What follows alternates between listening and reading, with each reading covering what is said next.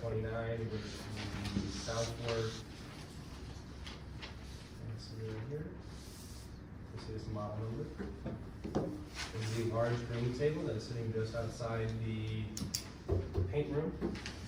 I'm not sure exactly what you guys might be using it for, but it has a large load capacity and will basically be a lift table for anything you guys need to be moving around up here.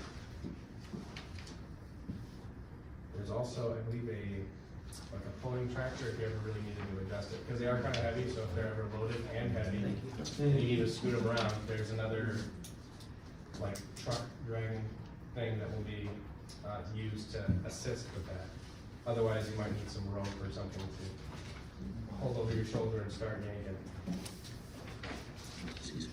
As you can see, this is the model number for it. It's CLSH5-2CW. I believe this one's slightly custom to you guys, so we have a custom manual here as well.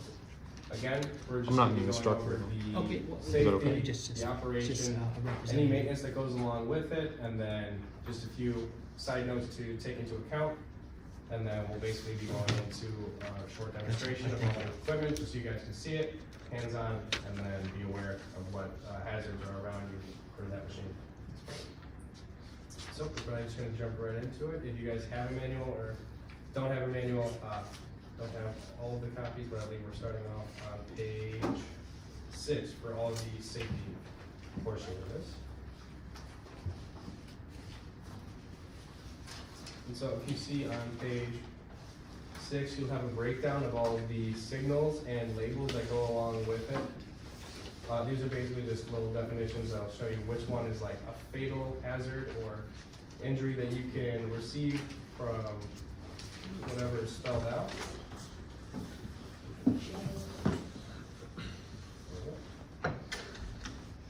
And then just more definitions according to the danger, warning, caution, notice, and safety precautions. So you want to see those signal words, essentially. And then this thing's coded in stickers, so you want to be aware of the stickers, what they say, and not put yourself in too much risk when working with the machine. So just be aware that those are the safety call-outs.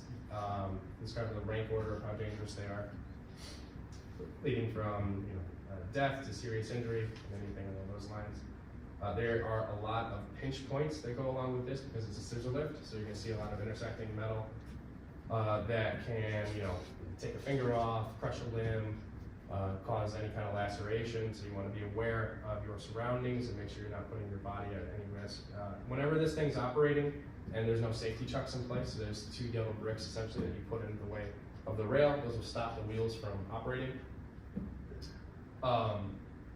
If those aren't in place, don't be putting any part of your body inside the machine or anything. You don't want to risk anything, any type of injury that way.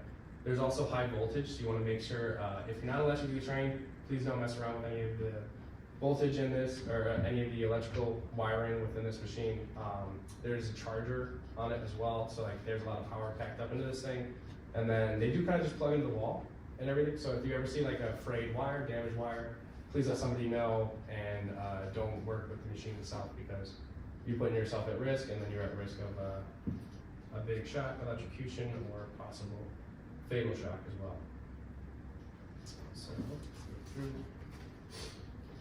So I have a few highlights I just want to note to you.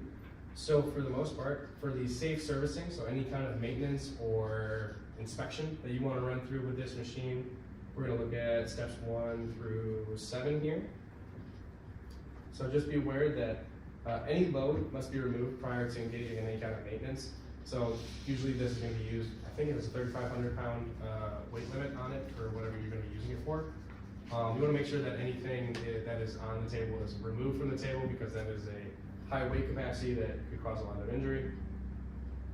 Please raise the lift to its fully raised position prior to using any maintenance or something, just so you have full visibility of everything, and then it's in its full top stroke. And then you're going to put those block chucks in the way. I believe we'll see them here. This is for a smaller model, so you don't want to really be concerned with that. It's basically just like wheel chucks to come over.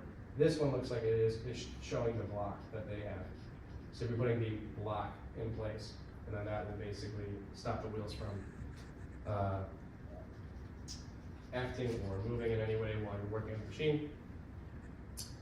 And then whenever you're finished up or whatever, we're looking at step 3, remove the maintenance devices, which we do with blocks, from their storage location and place them into the engaged position. Oh, wait, that's for the maintenance, so never mind.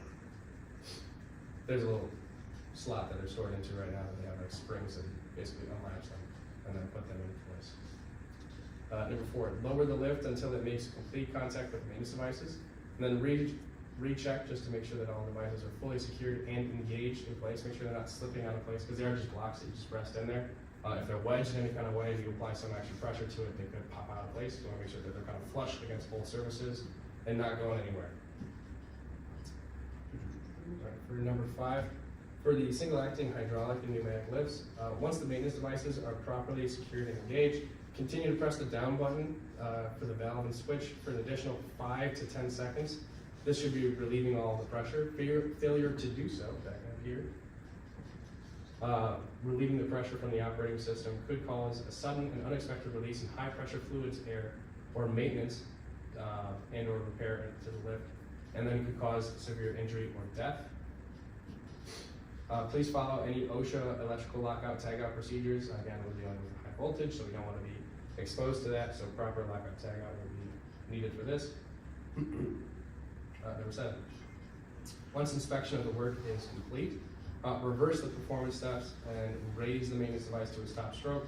Remove the devices and put them back into their storage positions, and then you can go ahead and lower the lift to its bottom position so it's not exposing any pinch points to anybody. And that will cover this page. And then one final safety thing. So this is just kind of a breakdown of the safety instructions within the manual, and then it shows you again the labels of danger, warning, and caution. Just be take into account that it's like descending level of danger for each one of these labels, from severe injury or death to minor injury or property damage. This is what the table will look like at its top stroke. Right now, you guys aren't dealing with them when they're anchored to the ground. You have them on a portable wheel set, so this is just a little demonstration of that, but there's another one later on. This is just the installation stuff, so you see when the graphic shows up. Just another good side note, whenever you're dealing with a regular load, you want to make sure it's at the center of the table. These things tend to sway a lot when they're in their top stroke, so you don't want to increase that amount of sway. There's also foot locks that you want to engage to make sure that it's not rolling anywhere you don't want it to roll, if it's on an uneven work surface or something along those lines. And then if you have any kind of round, heavy object that you're going to be working with that could roll off the table, you want to make sure that's secured with blocks or chucks right here to stop it, and then possibly strap it down as needed. And then again, you're going to want to see all of these pinch points, places you just don't want to put your arms or any other appendage. You want to peek your head inside there, increasing the amount of danger you're exposing yourself to. And then we'll go over the operating instructions. This is on page 12 or 28 total.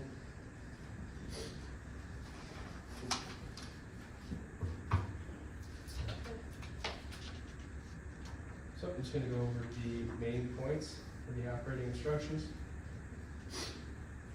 So, for operating. Before operating the lift, read and understand this entire section just to make sure that you're aware of how this thing will operate and you're not exposing yourself to any unneeded hazards. Number 2, if the lift is on casters, place it on a firm and flat surface. Make sure that the floor is able to handle the load that you're working on, because the lift is not the only thing that is subject to limitations of load.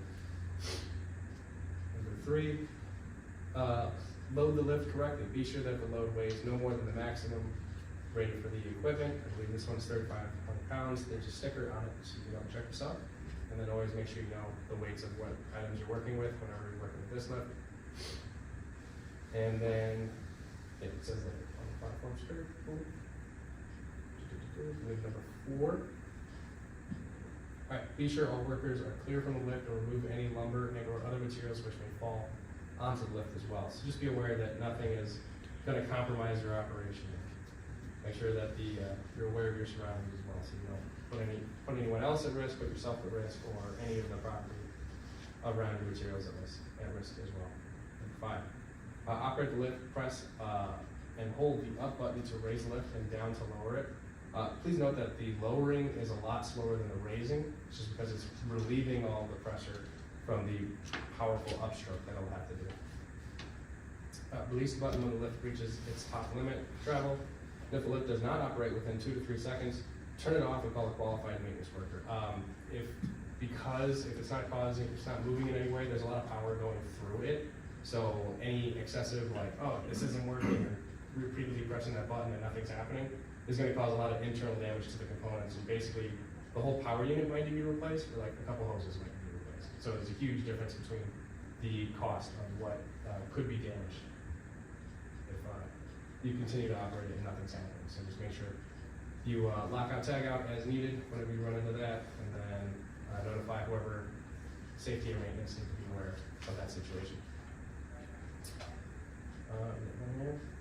This warning here: if you hear any squealing noises from the pump, the pressure relief valve is operating. Do not continue to use the lift. The pump will overheat very quickly and may be permanently damaged. The relief valve is included to protect the machine operators. Do not change the relief pressure setting. Just leave it as is, but if you start getting that loud squealing noise, that will be an issue. Wait until the lift has completely stopped and then unload the lift. Don't allow it to sway or anything before you unload it or take any of the large components off that'll probably be on it. Here.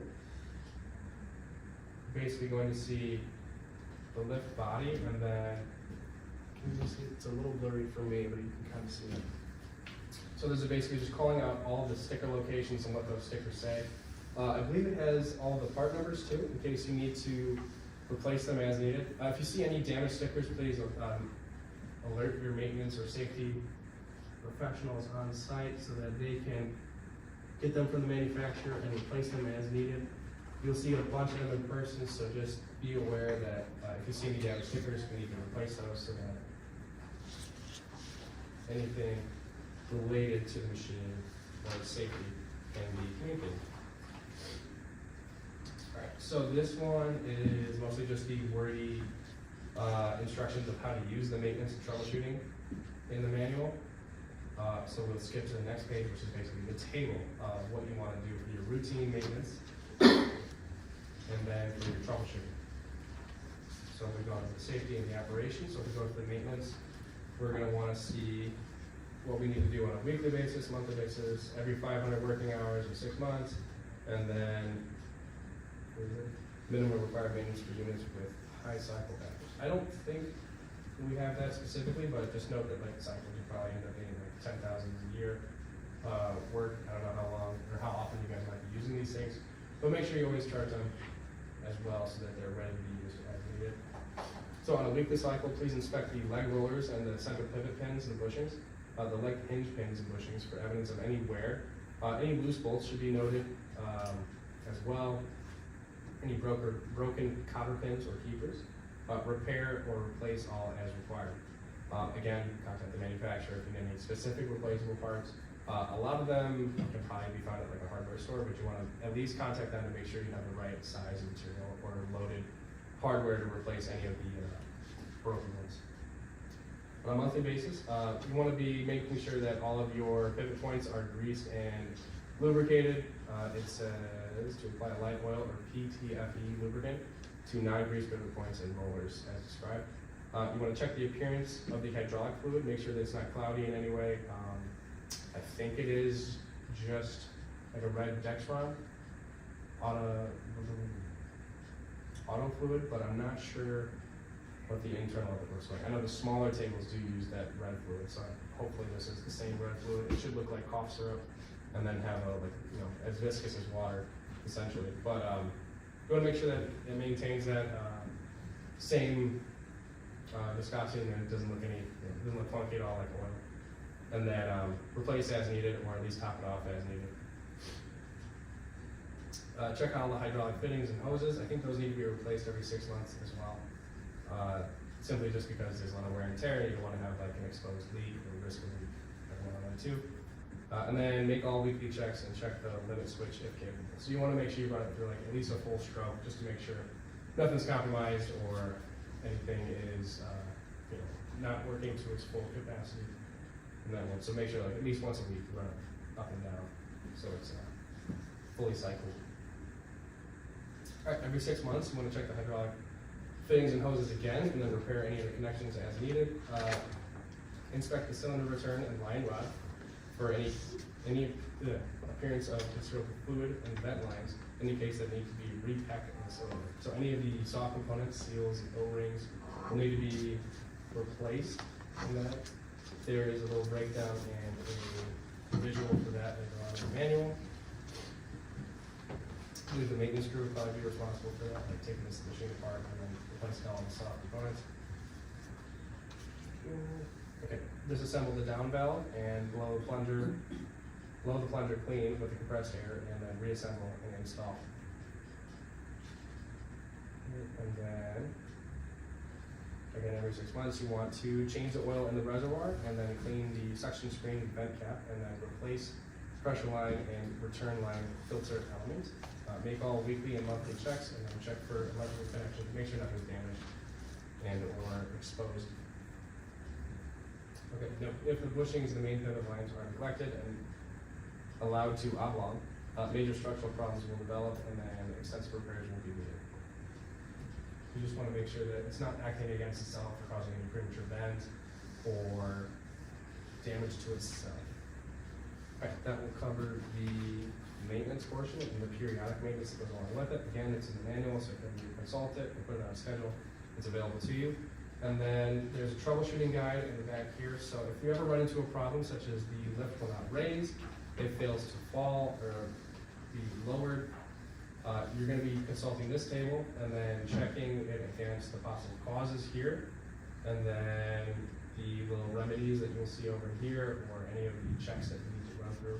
If you see anything that is beyond the capacity of this table, you're going to want to consult the manufacturer, because it could be something deeper than just the basic cosmetics or the basic functions of the machine.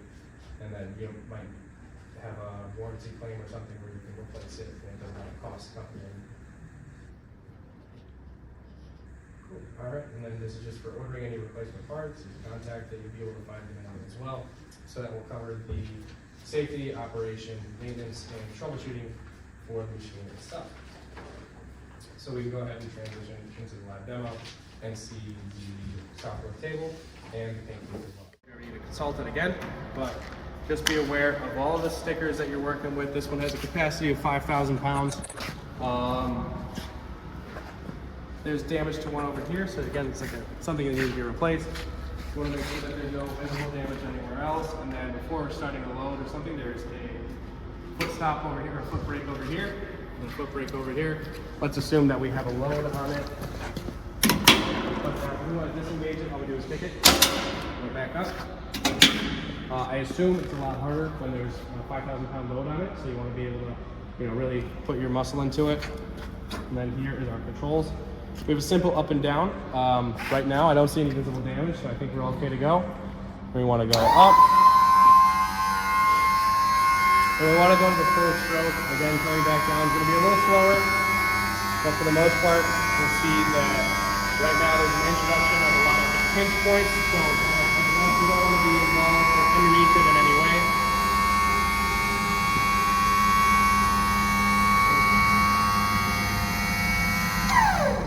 So right now we're at the top stroke. Let's say we had to run some maintenance. What we're looking at is we have these blocks that are secured with these little springs on them. And what they'll do, if you guys want to come a little bit closer, is underneath this green, we want to put it in between the green wall and the wheel coming here. So when we're coming back down, you have to want to go ahead and put that in here. Now you see that they're in place. If we wanted to run any maintenance, we're going to pull it down. Notice how it's a lot slower than when it was going up. We're going to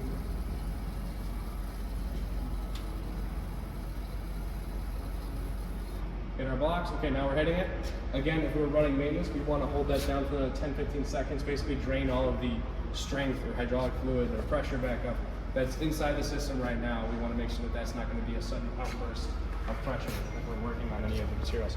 So we're going to take it back up. Again, if we had like second draw, we would basically be doing it again just to reintroduce the pressure and load it back up. Take it back up, and then let's put our safety chucks back in place.